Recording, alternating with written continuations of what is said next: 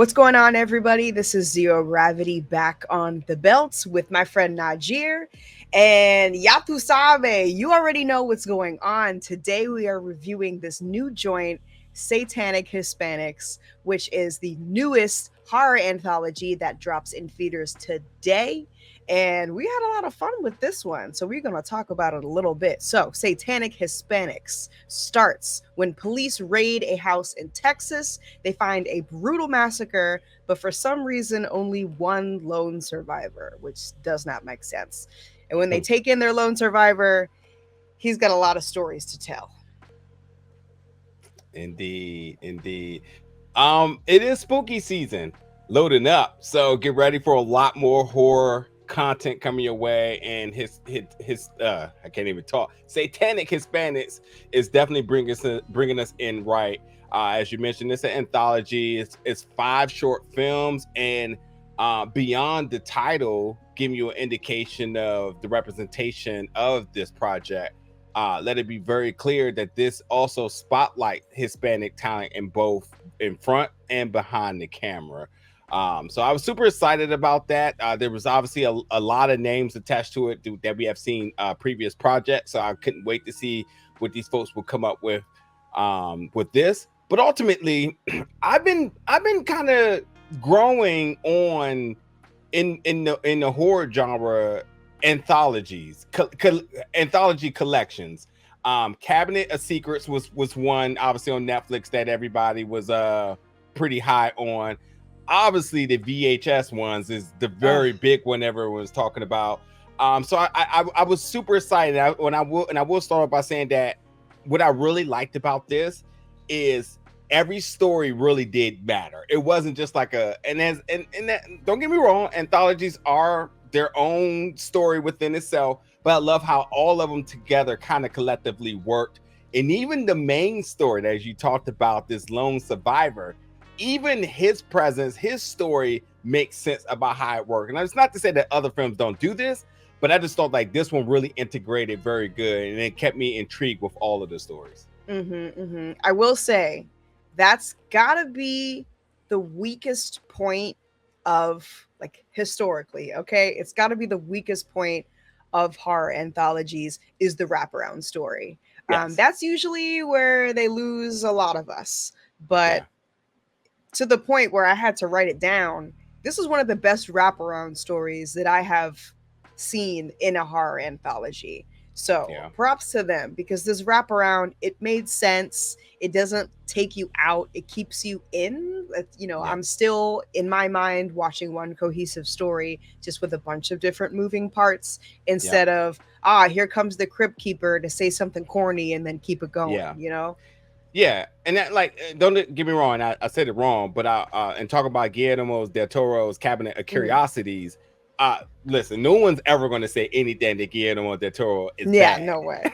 And his presence introducing each of the stories is iconic. I love the build up to it, but he is the host, and then it is and while everything's kind of like tied to this cabinet, the stories are the stories, and that's it.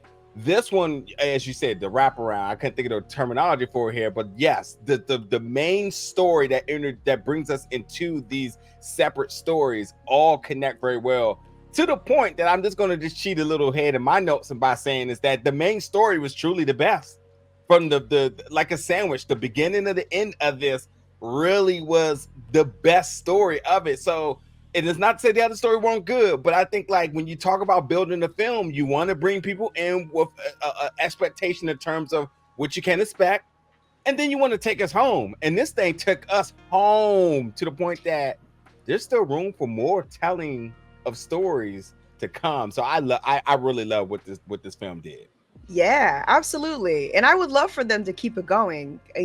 This is the only time in my knowledge of horror history where we've had soul, Latino, and Hispanic talent in front of the camera and behind the camera. And you know what? We kind of owe it to them. And they've given us a little bit of taste of, their style on the genre. And I think that the only thing that we can do to support them is say, hell yeah, open our wallets and give us the next one, because it set us up right there. I do agree. The wraparound story was definitely my favorite. The intro was so strong. And I don't know if you caught this, but I'm pretty sure, I am like 80% sure that that opening sequence, when we see the scene that sets up the rest of the stories, the massacre, I'm pretty sure those are all the directors laying dead on the floor. I definitely pinned Gigi Saul Guerrero dead on the floor right there. And that's when I said, hold on a second, let me rewind that real quick. Love the Easter egg. Love the Easter egg. Yeah.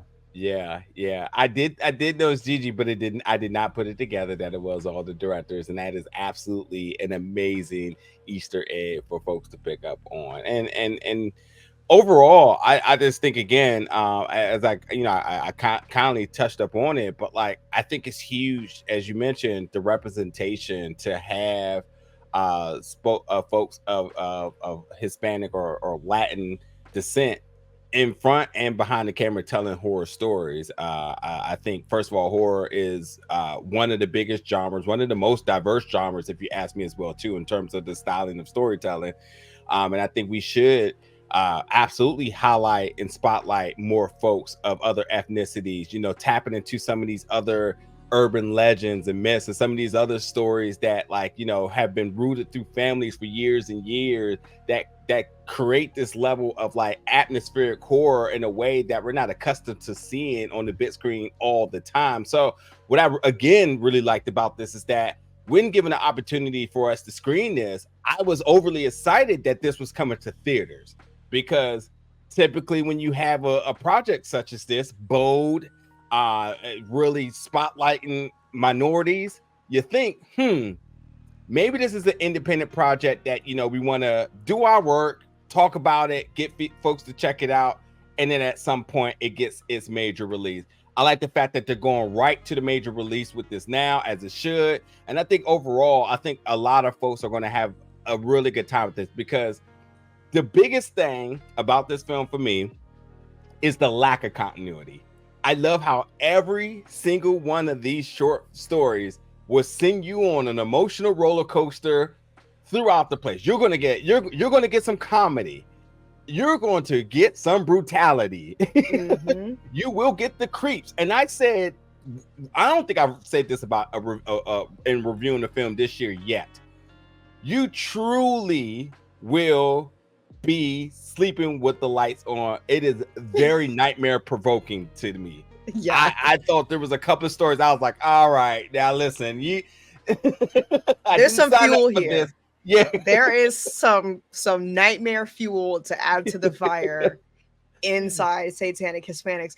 You're also going to get a little bit of a very unconventional love story. Yes. Did you catch that? Yes. Like, we got the whole package wrapped up into one little tamale or something delicious like that. All right, you want to talk about some of these individual ones? Yeah, I wanted to just make sure we give a shout out to all of the directors and their respective shorts, because again, it is 5, and I do apologize if I mispronounce any names here. So either you help me out or we just get through it, and folks in the comments, whatever it may be. But we do have so Demián Rugna, who you may have recently seen in Terrified, as you mentioned, When Evil Lurks. He's the director of Tambien Lovie. And then we have Gigi Saul Guerrero, as we mentioned, the director of Nahuales, who we reviewed Bingo Hell, which was one of my favorite films that year. So I absolutely was excited to see Gigi step back into the next project here. We have Eduardo Sánchez and El Vampiro. Yeah, we gonna get into that one. That's all I gotta say. But Eduardo, you may have seen him directing shows such as Supernatural, Lucifer, and From Dusk Till Dawn, and even the first 4 episodes of The X-Files. So look at the resume there. Mike Mendez, director of The Traveler, the one I said I was the highest on. Well, yes, you have seen. And then, what the funny thing is that, like, he's done a horror, a comedy horror in The Covenant. So it was, so I say, very delightful to see him go as brutal as he did with this. But also, he's done Don't Kill It, which was in 2017, and Tales of Halloween. Also, Big Ass Spider. Have you seen that as well too? So, yeah. Oh, and now forgetting about one. And as you mentioned, the very, very twisted love story, Alejandro Brugués, who is the director for the Hammer of Zanzibar. Well, he wrote and directed Juan of the Dead, and I'll just leave it at that. If you see Juan of the Dead, then you already know what time it is here. So, yeah. Oh, and he also has a film releasing on Netflix later this year too, The Inheritance. So, these are names that if you're not familiar with, definitely look them up. Check out some of their previous projects, but these folks are still working, so definitely expect to see their name a lot more. But yeah, that is our group of directors for this. But yeah, as you mentioned, let's get into it, and back to you. All right. Well, chapter 1 is titled The Traveler, which is the wraparound story. I love the way that this segment or segments were lit from the jump. We also see some familiar faces as the detectives in the film. If you have seen last year's banger horror anthology VHS 99, you might recognize a familiar face from Flying Lotus's segment. It Show Ain't Bean Dip. I'm going to just leave it at that. That one right there. But when we come full circle and the wraparound story, The Traveler, comes to a close, that closing sequence was like one of the coolest sequences I have seen in a long time. And this is where I'm going to implement the spoiler warning, because it would be a disservice not to talk about this. I kind of have to.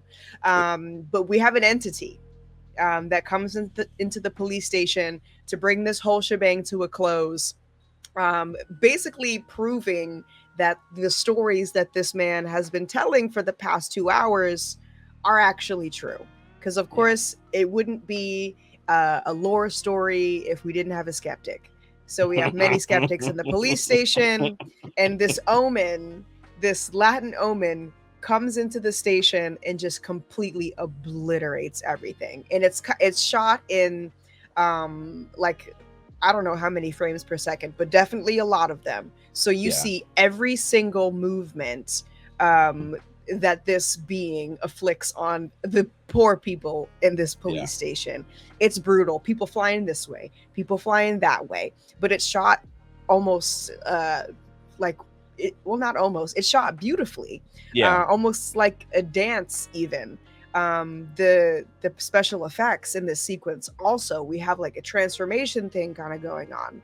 As you will see in the promotional material, it is really incredible. And I did stick around to watch all the credits to make sure I took note on all the names of the special effects supervisors, because they really put their foot in that. Okay. They put their foot in that one.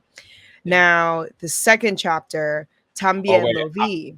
I just want to jump in there and talk about that real quick. Because that was my favorite. I think what I really appreciated about The Traveler is, again, as we mentioned, just a good wraparound story. Efren Ramirez, who is The Traveler, is playing this character that, as you talked about the skeptics, I think his unsettling personality also creates a level of like uneasiness as a watcher, because as I mentioned, this is like the sandwich. This is the bread on both sides here. And when you get into the sandwich, you're gonna have your meats, you're gonna have your condiments, which means you're gonna get an array of tastes. And to the point that if you had that first piece of the top piece of bread only, and you went down through the sandwich in that way, could you remember what that top piece of bread tastes like after you done went through your ketchup, your whatever it may be, just to get down to it? And I make this analogy is because he creates this level of potential atmospheric horror. Like you feel like something is coming. He told you, like, listen, fuck around and find out. And then you start thinking, like, all right, after 2 of the stories, like, all right, I don't believe this guy now because my man's stories are going so all over the place. I'm not believing him. When the entity comes in, if anybody who plays Overwatch, this entity comes in like the Reaper and is not playing with God tier demonic energy, making folks do things that, like, yes, I'm sure you've seen some of these type of scenes in action films, but the fact that this is shot in a cinematic way in a horror film is I don't know how we went this long, and I don't feel like I've seen something like this in a very, very long time. I don't know how we went this long without like the integration of action and horror in the way that they did in this, because this entity comes in and all havoc breaks loose. Bullets are flying, blood is being splattered. You talk about the special effects crew, the makeup crew, they got their money's worth in this. I'm going to tell you the secondary reveal, amazing. I truly think that this final act, this final moment in the film is by all means close to perfection. Like, it's just done very, very well with the score, oh yeah, all that's the another things that is brought together. The It just score, was man. amazing. The score was me feeling some type of way. Like, it's pump up time. It's go time right now. You're right. Yeah, and it's this creepy nature that comes in, and some of the executions, shall I say, absolutely is going to make you like kind of like look the other way, because it's brutal. It's flat out brutal, and I just think this is definitely, if I had to do one service for anybody, which I totally suggest you watch the entire film. If I had to sell somebody into watching this film, it would be the last 15 minutes of this film, hands down. I think it's just that good, and I think all parties involved in making that cinematic action horror bloodbath of a scene come together, with this entity coming through, that is just amazing design. All of it, just really fantastic job. I want to make sure I got my thoughts in about the Traveler. Hell yeah, I agree with every single thing that you said. I had to run it back a few times too. Oh, 1,000%. You know what I mean? Like, it was nuts. But yeah, what is our next story? I have to give love to the other ones too. You know. So the next chapter is Tambien Lovie, which I think translates to I also saw it, and that's the short by Demián Rugna, who did Terrified and has a new feature coming out on Shudder very soon. Yeah. This story revolves around a very kind of, I would say, an archetype of person that you and I are very accustomed to running into, especially in the convention space. We meet a lot of quirky people who have hidden talents. Okay. And this guy's talent is math. He is so good at freaking Rubik's Cubes. His brain is just like made to produce algorithms. And one day he finds out that with the combination of, it's really interesting, he creates an algorithm in his head with the combination of rotating light in a specific angle where he's able to open up something mysterious that not everyone can see. And as I'm sure most mathematicians are, he is very consistent on proving it to be real, to be true. So whoever he can get in his grasp to see, I did this thing, I figured it out, he's willing to show them.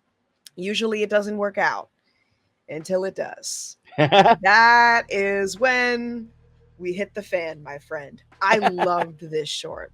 I loved this short because of, well, one, the buildup, but mostly the practical element. That practical element, this is where the nightmare fuel really began. 1,000%. For me. Oh my God. And it was a jump too. Yeah. Because first when they bring you in, it's almost a little paranormal, psychological situation going on. And, as nerds, we sit here and speculate, because we think we know everything and we can figure it out. And when that jump scare went down, oh my Lord, just look under the table and bam. Okay, I did do something right. I did conjure something up. I'm really curious to do a little bit more research later once there's a little bit more information on this film to see if this has any cultural significance, because I know some of the aspects in the other films do, which is they were much easier to Google as a Philly American who doesn't know much about Hispanic culture. But oh my goodness, it seems like what we're dealing with here is some sort of a shapeshifter that can read your trauma and present itself to you as, whatever would reel you in, whether it be yourself, your mother who recently passed away, anything. But I don't really have anything else to say other than holy shit. Yeah, no, 1000%. This one, I'm right with you on wanting to know the cultural significance to this. It gave me a little bit of Smile vibes as well too. Which we reviewed Smile, and I think like I was very adamant about Smile not just being something folks saw on layer for what the horror meant, but really like the undertoning messages. And I think this one absolutely follows suit on that note. But nonetheless, the practical stuff was amazing in this. I thought the story was something unique.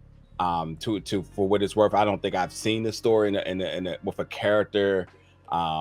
As you mentioned, setting up algorithms to open up portals here. Funny thing is, I just did a Rubik's Cube 2 days ago, and like when I was watching this, I was like, so I'm just gonna put this down because I will not be that guy at the board with the the fuck around and find out meter. Won't be me. So it won't be me. But I did love the story, and again, this was the first story of the story. So like considering now that the Traveler has set up his first story to tell, this was the first one that kind of took us down the road in terms of how the stories were going to be implemented into the main arc, and this one set the tone. So like I thought this one did a very good job in the selection of it being the first, and also like how it ties in with everything. And overall, again, the practical stuff was amazing, but truly, as I hinted at earlier, this was the one that sparked the nightmare provoking thoughts for the rest of the movie here. Oh, yes. Honestly, I'm still thinking about it. I'm still thinking about that one jump. I think I audibly let out a, oh. Yes, me too. This is what we dealing with. Oh, okay. Yep. Dang. Yep. I love it. Yep. And you very know what? Unsettling. I mean, like jumps are jumps, but like this one was just so unsettling. I was just like, oh, okay. We're like, oh, excuse me, I didn't know what I thought I was signing up for, but I guess here we are. And that's again why, like, I thought like the Traveler really brings you in the modes of like, all right, this guy's full of BS here, clearly, but we know there's a lot more story and runtime left on the film. But I'm still trying to gauge what's going to be the tone of this. And again, it's an anthology, so the tone's going to be all over the place, which is great that the continuity is not the same across all of them. But let it be very clear that the beginning of this and the first short will not have continuity with each other. So just that alone is going to have you on edge because you're not going to know what to come. And as the first film tries to end, it gives you a little bit of something to like to take with you. So it's an amazing first selection by putting Tambien Lovie as the first short. Agree. That's a good one to start off with. I thought this was going to be a mellow watch, but nah, I was mistaken. And you know how I feel about jump scares, Najir. You know I'm very particular about them. Yeah. And that was my issue with Smile. I think a lot of those jump scares were kind of like cutting corners a little bit. I don't want to say jump scares in general are a cheap way to get scares, but there is a tasteful way to do them. And, you know, at this point in our movie watching career, in anybody's movie watching career, you kind of see the signs. You know, if it gets real quiet, you know something's about to happen. If there's a soundtrack and it starts to slowly elevate, you know we better get something. Nothing. I was not briefed. So this is a very good example of a good jump scare because man, I was hooting and hollering. Anyway, the third chapter is El Vampiro. And this one is directed by Eduardo Sanchez. I loved it. And it's a Oh, we forgot perfect not what was you forgot Nahuales? No, Nahuales? Nahuales. I think that Nahuales. was after. Was that not after? Yeah, you're right. Keep going. So yes, it's the yeah. Oh right. Because you're saying okay, right. This is why I'm getting confused. Let's also forget too. There is 5 stories, but there's 6 chapters. Mm-hmm. So just so everybody's not confused here about how they're doing this. So each of these chapters are basically, and when you watch it, you'll see what it means. So we're indicating on when it does say 3rd chapter, it's going to be technically the 2nd story, but it is the 3rd chapter of what all is going on, as the traveler has his own chapter as well too. So I apologize, but yeah, we had to clear that up. I was taking notes. I was paying attention. So El Vampiro is the perfect palate cleanser after I just had the pants scared off of me during Tambien Lovie. Yeah. This was like the cutest horror comedy, the cutest fucking horror comedy that I have seen in a minute. We have maybe 1,000-year-old vampire, 1,000-year-old being who still acts like a 24-year-old man.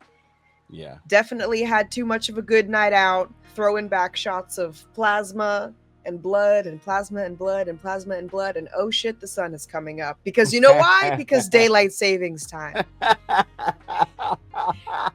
So then we have an ongoing chase of this poor drunken vampire trying to find his way back to the coffin with 15 minutes until sunrise, which is hilarious. We get a little bit of like What We Do in the Shadows type of comedy here. Besides the fact that we're both dealing with vampires, there's also some really good practical effects in this one too.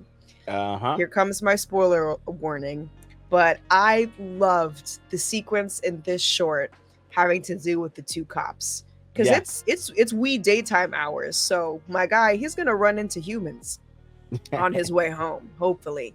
I also forgot to mention that it's Halloween, which makes everything a little bit more chaotic. But we have a sequence where our guy gets stopped by 2 cops, and he's holding a severed head of a recently deceased victim, and it's Halloween, so the police are not paying him no mind. They're doing photo shoots with it. Just a quick photo op. Yeah, you know, nothing out of the normal here. Until they do realize that it is actually a severed head, which then turns into a really beautifully shot chase scene. And I have a feeling that scene was very expensive, because we get this really awesome top-down shot of our vampire running through the streets being chased by these 2 really quirky, goofy cops with a really cool soundtrack choice underneath it. I loved it. And we also do get a little bit of, actually another little bit of weird romance. We have 2 instances of really interesting, fucked up romance here. Which is interesting. But 1,000-year-old love, I'm sure, feels a lot like a 50-year marriage, based on the dynamic between this 1,000-year-old being and his, I will say, maybe 500-year-old partner, who's just a child. They don't know much after only 500 years of existence. But it's funny, and the 2 of them interact almost like my parents do, you know, with my dad makes a mistake and he forgets, you know, baby spinach from the grocery store, and then has to hear it over the phone from my mom. But these are 1,000-year-old beings. Which, you know, gives me a little bit, it's like a slice of life. 1,000% slice of life. That's what I loved about this, is that this is an amazing story, but it's the duality here. It's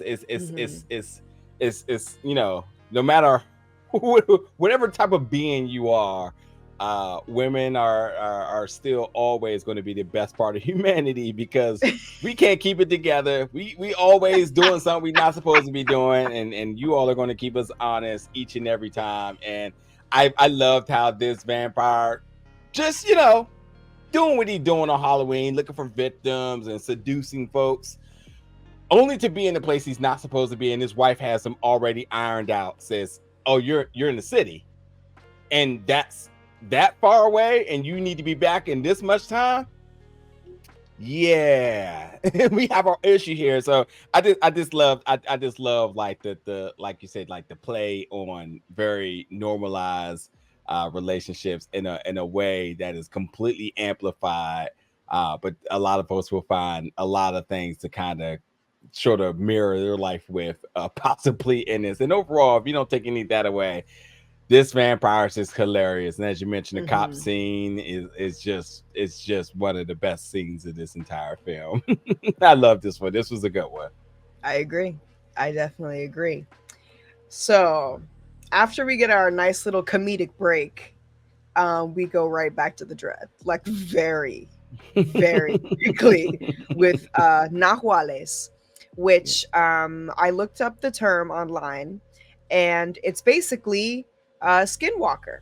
It is a Latin version of a skinwalker. It's a woman who takes many forms, supposedly one for every day of the week, Yeah.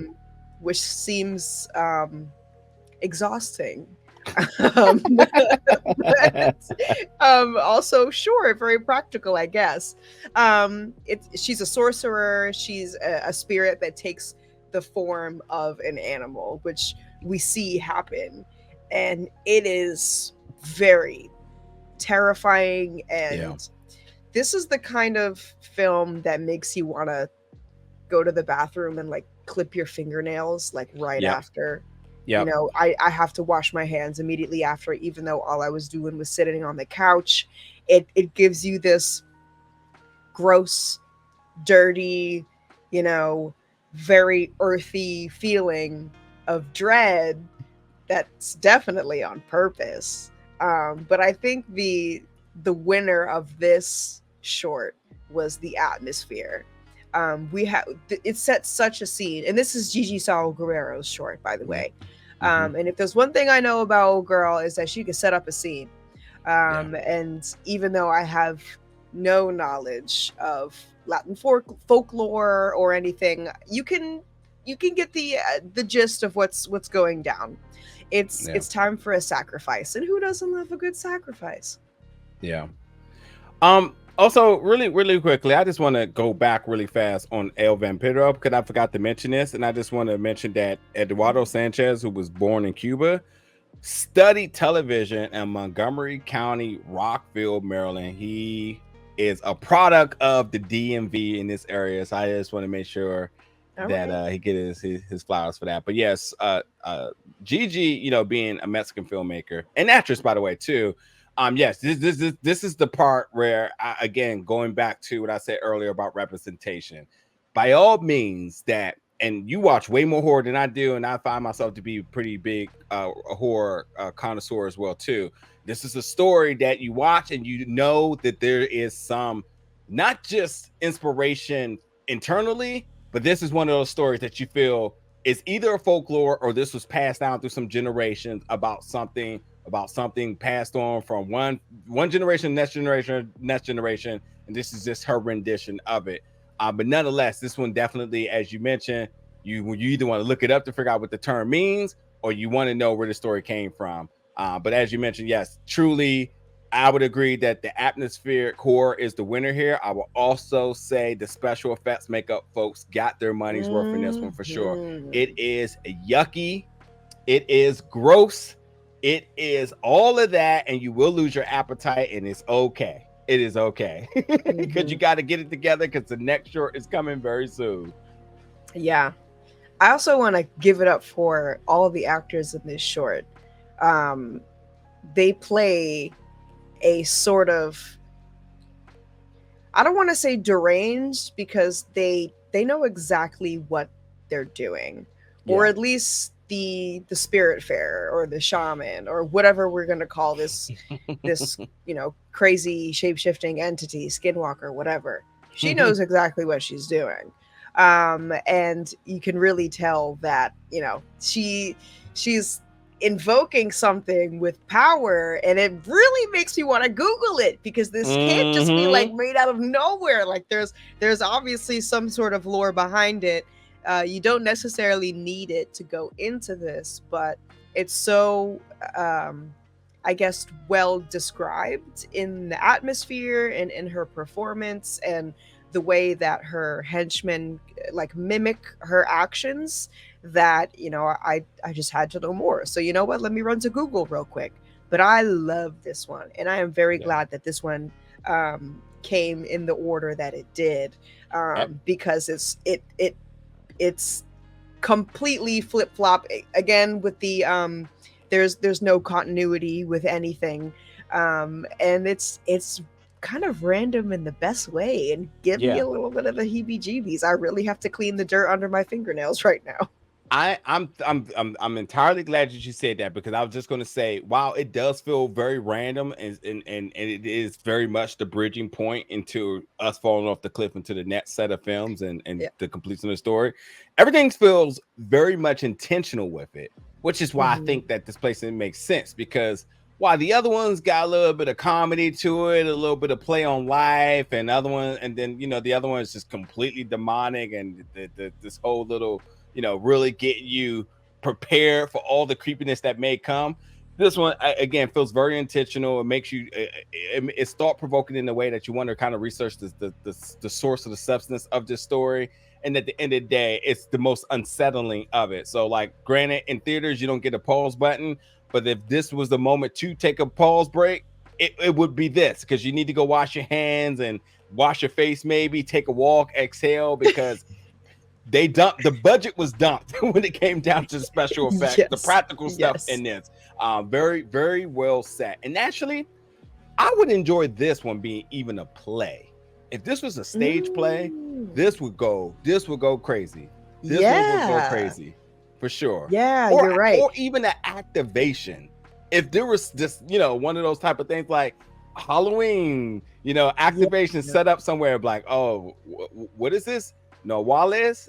Okay, I guess you go in there and you got like the performance of the victim, and then not only that, but the witch screaming, and it's a lot of things kind of going on in this that just I think would make so good for, if it was a 4DX, that's also a thing, but like a very interactive experience with it. You I think that's it. I think the viewer becomes the secondary victim in this one. You feel very much connected and seated into what's happening with this. Like you feel for the victim, but ultimately you start checking yourself to make sure nothing's getting on you and everything, because it gets real. It gets real on this one. Yes. Yeah. So the last short before we come to a full conclusion with the end of the wraparound story is The Hammer of Zanzibar. And what the fuck was that? The Hammer of Zanzibar is almost 3 different short films in one short film. Seriously. Yeah. And we start off with a man who, for some reason, looked like he's been beaten, battered, bruised, tossed around the country, meeting up with his ex at a restaurant for some reason. His very fine ex, and he shows up looking like he was just on a corner looking for a handout, and begging for some money. So just to set the table here, like his ex is there because maybe there seems to be potential to rekindling things. Maybe she looks the part for a date. He looks like a whole nother case. As you said, beaten with a trench coat. It looks weird. And I'm just like, he's way out of his league, and whatever he's going to try to get her back, it ain't working, boss. And all that commentary for nothing, because that's exactly not the direction the film goes. Yeah. I almost was like hoping something was going to happen to the both of them. There's a little bit of a hint of, oh, we don't talk about what happened in Havana. And me as a viewer, I'm like, what happened in Havana? I gotta know. And then we just take a crazy left turn and trip and fall into like an Evil Dead movie. Yeah. You know what I mean? With the eccentrics of it all, and the voice changes and the special effects makeup just gets wild. Anyway, what's happening here is our ex-boyfriend is accusing his ex-girlfriend of being a demon at the dinner table. Which is wild.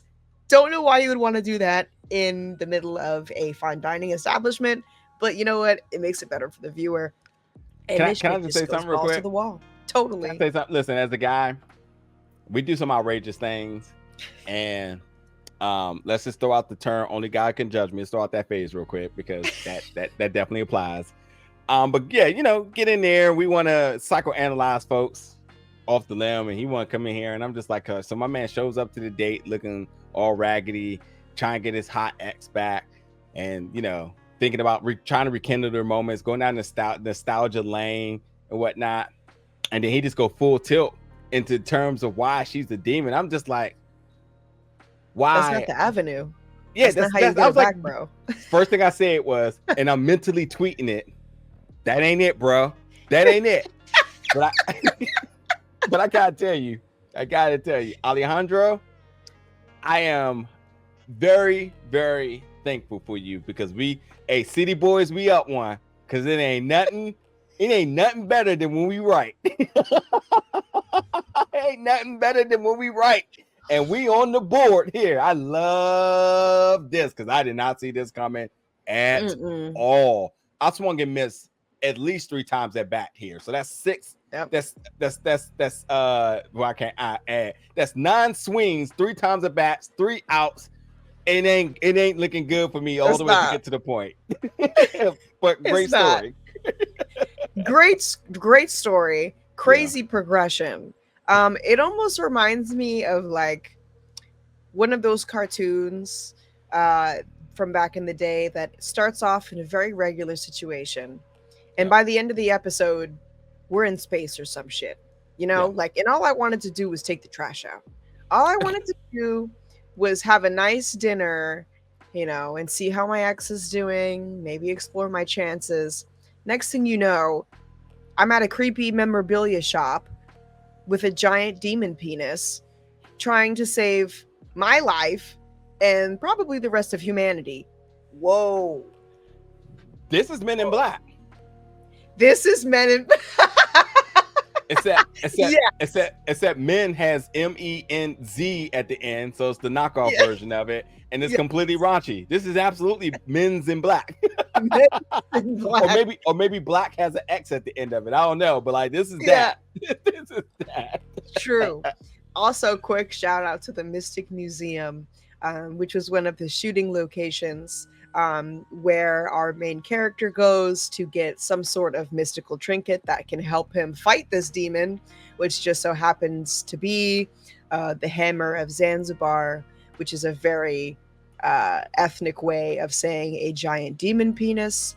Crazy. And you know what? I was wondering, by the way, because I got a press package for this movie last week, and it came with like a margarita mix, so I could make a margarita while I watched the film.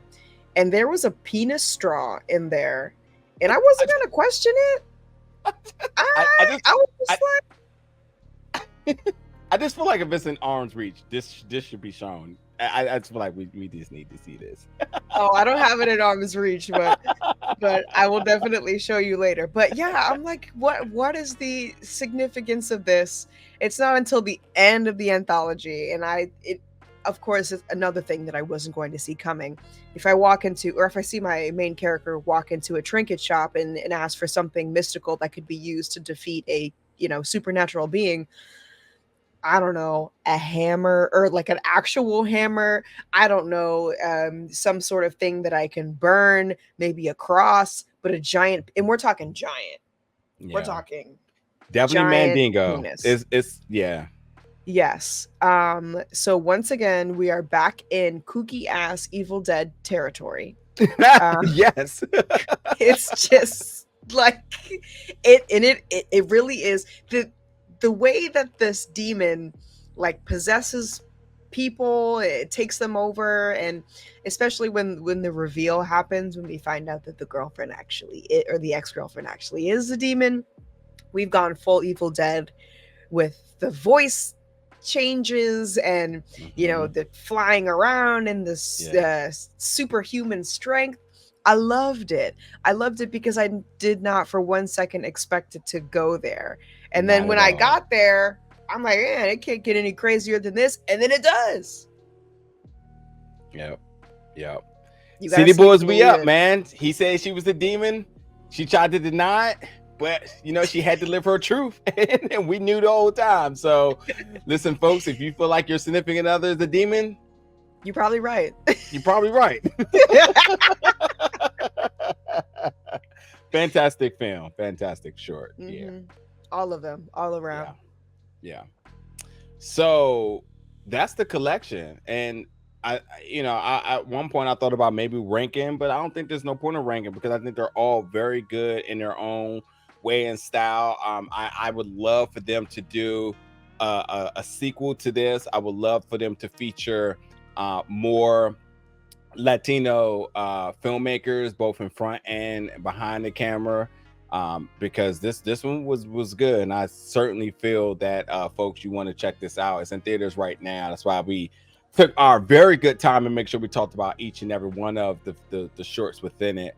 But nonetheless, I would truly love to see them come up with another collection of folks for a sequel for this, and then ultimately from all the directors that we mentioned, Mike, Demián, Eduardo, Gigi, Alejandro, keep an eye out for their upcoming projects, because they definitely got some down the pipeline. We definitely have some we're going to be reviewing very shortly as well too.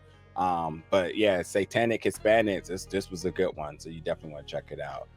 Any other thoughts from you? I mean, I guess the moral of the story here is fuck around and find out.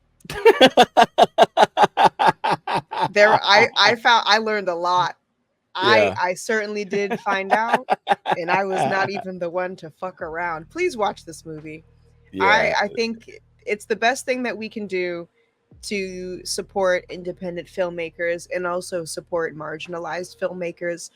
I am positive that a shit ton of effort went into creating not only each one of these shorts, but the combination of all of them together, bringing together amazing casts, amazing crew. So I really do feel like we owe it to them. And I know Najir and I and people in our circle, we are constantly and consistently hooting, hollering, and making noise for representation in the media and the fandoms that we love. So if we're going to make that noise, it's also our responsibility to get our butts to the theater, buy a ticket to prove to everyone that we just need more stories like this. So do it. Absolutely. And while I jokingly thanked Alejandro earlier for his story alone, him putting together this, and this being the first, and y'all hear me right, in the year 2023, this is the first full Latino horror anthology collection ever put together. So that's a problem, but this is obviously a great solution going forward, and we hope to have many more of these, showcasing even more diverse blend of folks of Latino descent, and another very amazing outing of collection of horror shorts going forward. So, but until our next review, folks, get in the comments, let us know your thoughts about this one. Go out and support it, and as always, stick around here. We got more reviews and content coming very soon. Hey folks, it's spooky season, so get ready. Thank y'all for watching.